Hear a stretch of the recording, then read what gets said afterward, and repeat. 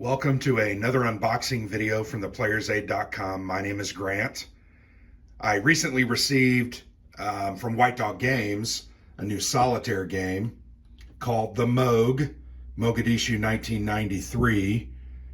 This is designed by Dave Kershaw. It's a solitaire game where the player will take on the role of the UN forces in 1993 in Somalia as they are trying to capture some key figures in the Farad, right? I'm trying to remember the name. I've seen the movie dozens of times, just can't remember. But you're trying to take prisoners. I'm just showing you the back of the box there.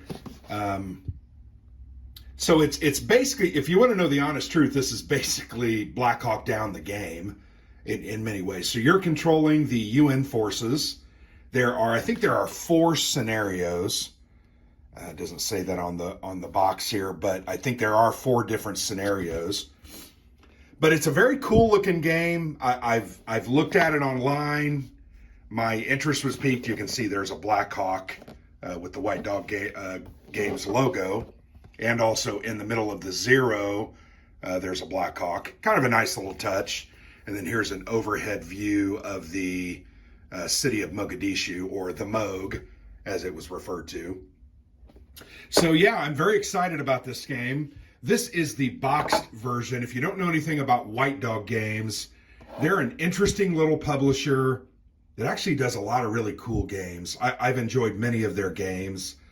You can get a print and play copy where you'll print it off, do some arts and crafts time, and get the game ready to play. You can also buy a bagged version, but you can pay usually $5 to $7 more and you'll get a box.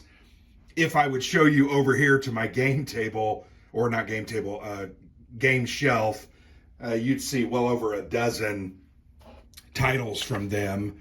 But yeah, let's go ahead and move on. I've blithered on a little bit.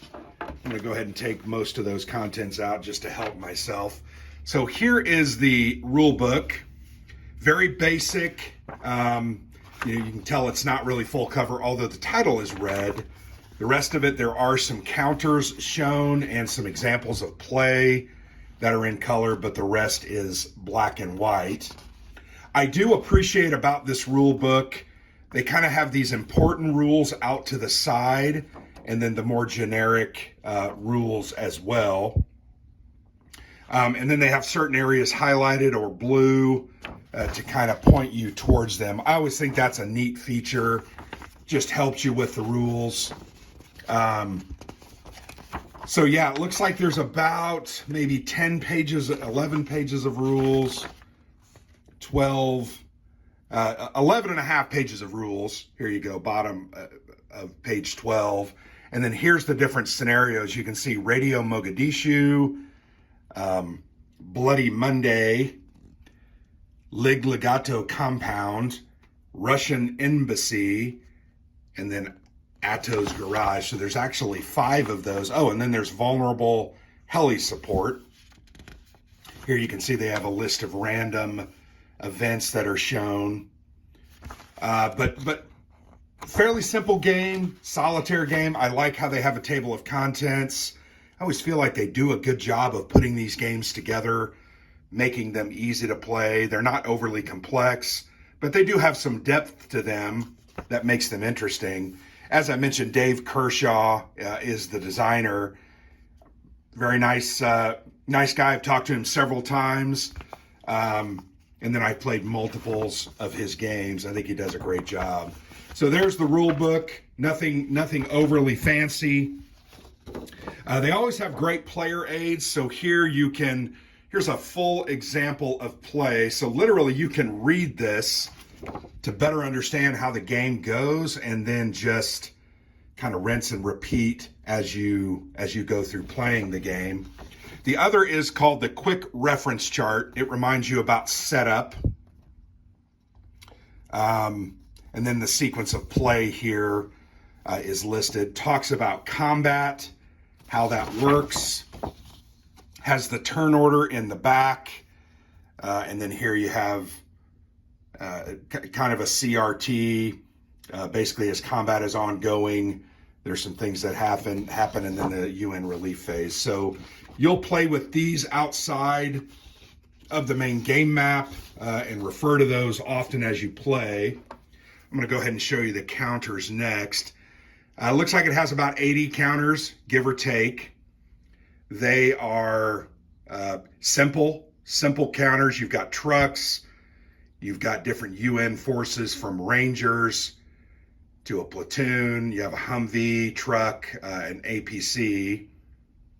You even have Delta Team, look at those guys, pretty nice. And if you look at their combat values, you can see, I think the red is the combat value, it's higher than the other units.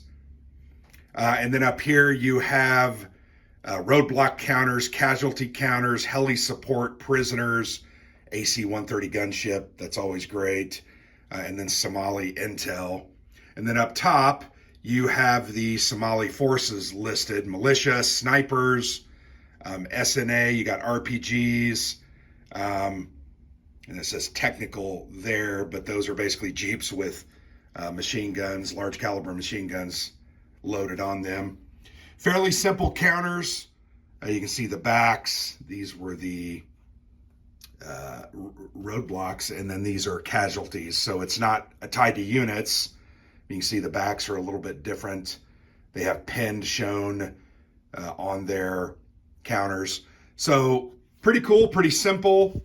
These counters actually punch out very easily. You can see I just took 4.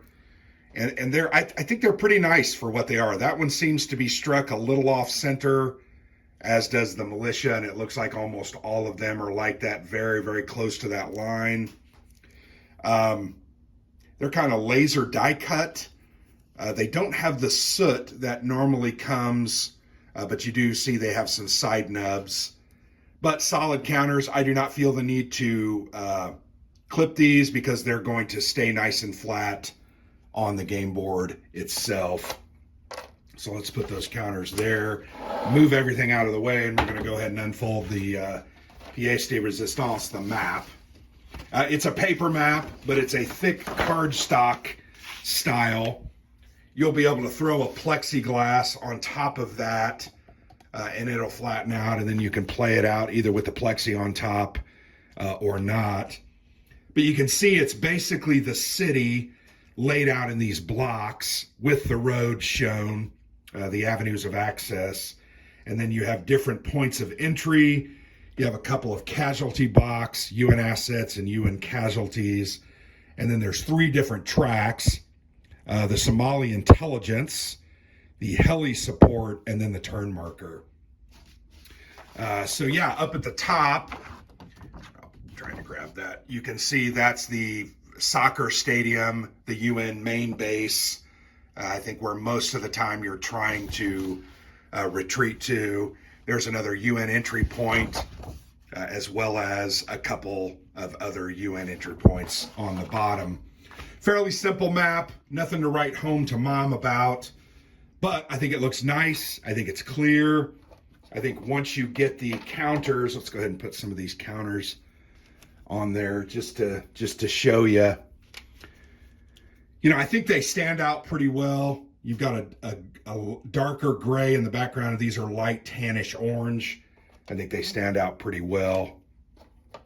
But there you have it. There's a look at the Moog.